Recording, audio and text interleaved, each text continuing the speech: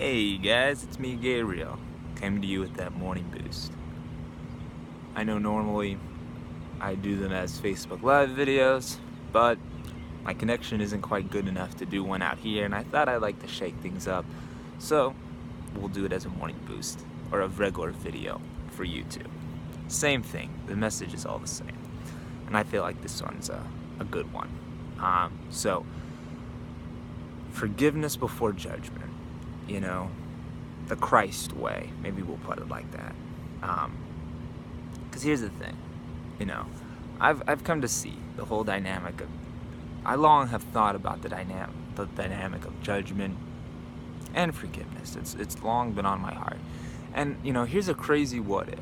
What if we decided to say, you know, regardless of whatever may come through my door of thought, however crazy and ridiculous it may be, however suppose it's sinful my brother may come across as, what if I just didn't judge it? Just like that, just said, you know, I'm just gonna let it be. You know, and so, and that sounds like a crazy what if, but what if? You know? So, like, cause here's the reasoning for it all, is that we often judge. And we judge someone based off, but what we're really doing is we're judging someone based off of our value system. But you gotta think, and this is where empathy really comes into play. If you're looking at it in their shoes, had you lived their life exactly as they had, given their circumstances, and being the person that they are, would you not make the same decision as them? Can you honestly say that, oh, I totally wouldn't? Well, you wouldn't based off of how you are from your life. So where's the basis? You know what I mean? And so it makes it difficult then. And then I think some Christians may say, well, we judge from the judgment of Christ. Do you not hear the utter contradictive hypocrisy of such a statement? First off, Christ judges not because he sees beyond the judgment and the lies for which we have become deceived by, the ignorance that has plagued our minds. And so that in and of itself, it makes it a contradictive statement. And what's more is, you know, those same people who would try to proclaim that they judge with the judgment of Christ would also proclaim that we will never be able to be like Christ. So if you will never feel that you can esteem yourself as Christ is, then how could you ever hope to say that you then judge with the judgment of Christ? That's like me saying I will never be able to be as a police officer, but I'm going to try to do his job. Like, come on now, friends. Can you not see that that's just a total ridiculous statement? Not to mention, it's like, do you even understand how Christ judges? Do you understand the judgment of Christ? There is a judgment that Christ gives, but it's not as man has come to give it through condemnation and this dividing nature of it. It's this dynamic, it is this proclamation more than anything that you are this holy Son of God, forever at peace in the heart of God, whole and sinless. That you are still as God created. Because what God wills, let no man break asunder, because no man can break asunder. You're telling me the supposed finite insanity of man has the power to usurp the almighty magnitude of God who created the universe.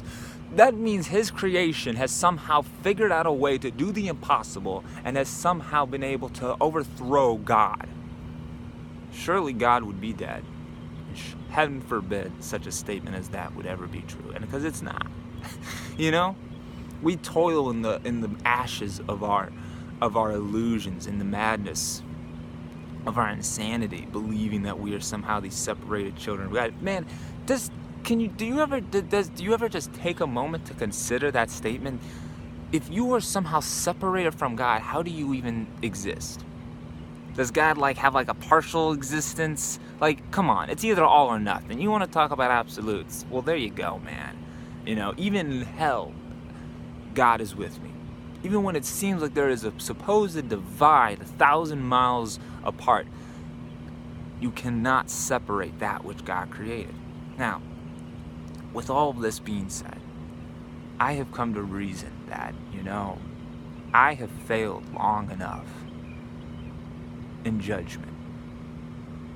Perhaps I can try aspiring towards the occupation of forgiveness. Now, you can quote me on that. I will say that. I have long have I failed in my pursuits of judgment. It never seems to bring success. It never seems to bring happiness. It never brings the joy we seem to need when we all too often feel burdened as if we have now taken on this. I must take on this duty of judging my brother because I know what must be right. How do I know these things? Well, what do I know of these things? All too often when we're judging it based off of our value system, it's very much so focused on the situation at hand. You don't see the larger picture. So when we expand our mind and horizons, we realize, things aren't as they seem. So it's not for us to get all swept up in the nonsense of trying to judge every little thing. Again, going back to that crazy what if you just said, I'm not going to, at the very least, add to the judgment train, as it were. It may seem like I'm like, oh gosh, I feel the need. It seems very unnatural at first, and it's not that it's our natural inclination to necessarily be judging. It's because we've been hardwired to think that way, based off of the great illusion and lie of our deception, the great deceiver within ourselves. Because I have found that when we forgo our sense of judgment and live a more abundant life of forgiveness, we are really and truly able to see a greater path before us.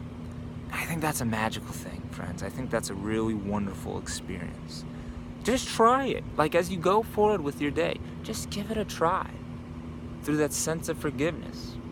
Instead of at the very least, by not judging, you are doing yourself a great service, and you're setting yourself well ahead in life by just not doing that. The absence of judgment in and of itself.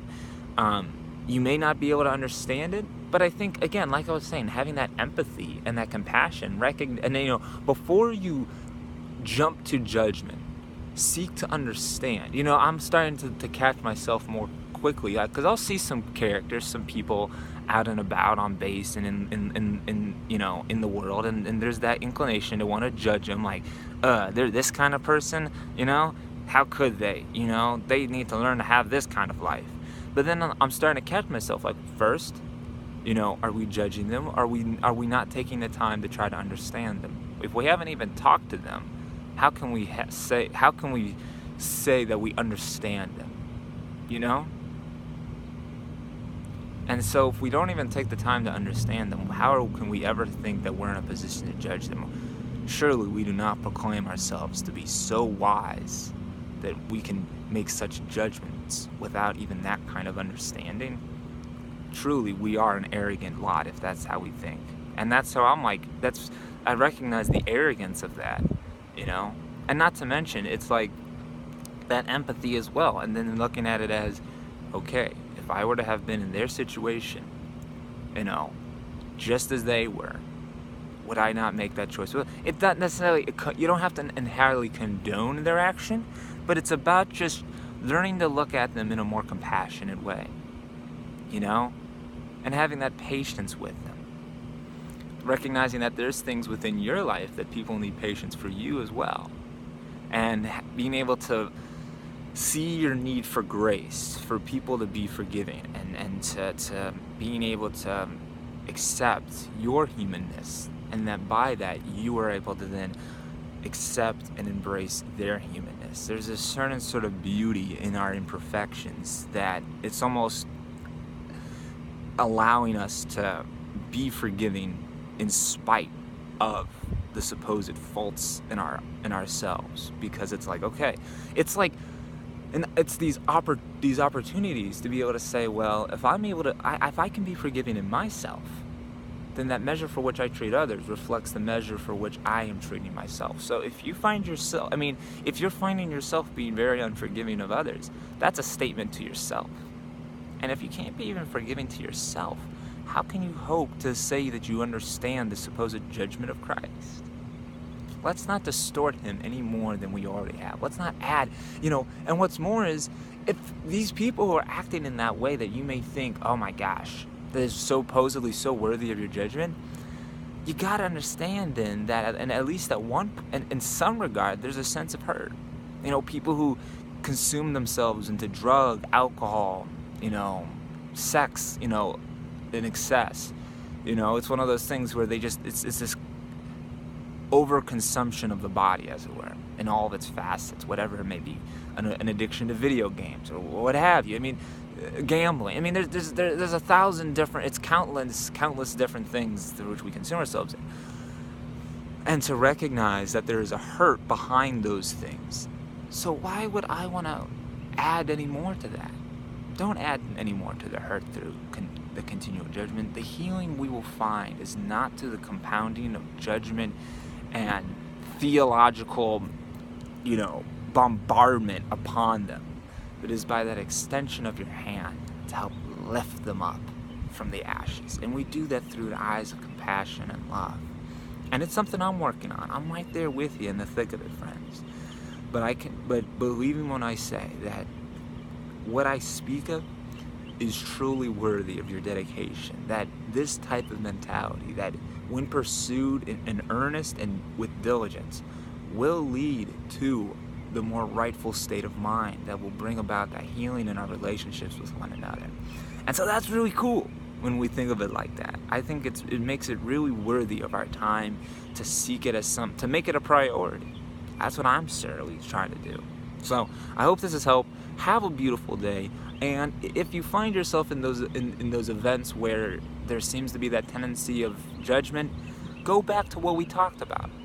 Really take it to heart. Because I can genuinely tell you, it's amazing how you find yourself it just offsets, and it just, in a sense, neutralizes so much of this inner turmoil that's going in our minds. It's really cool how it works, baby.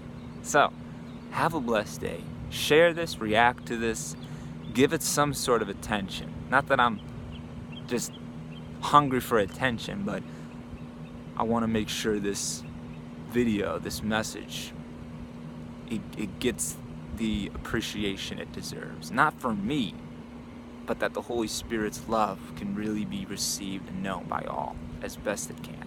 So have a beautiful day and go forward and learn to try and learn to forgive before you judge. Okay? See ya, friends. Bye.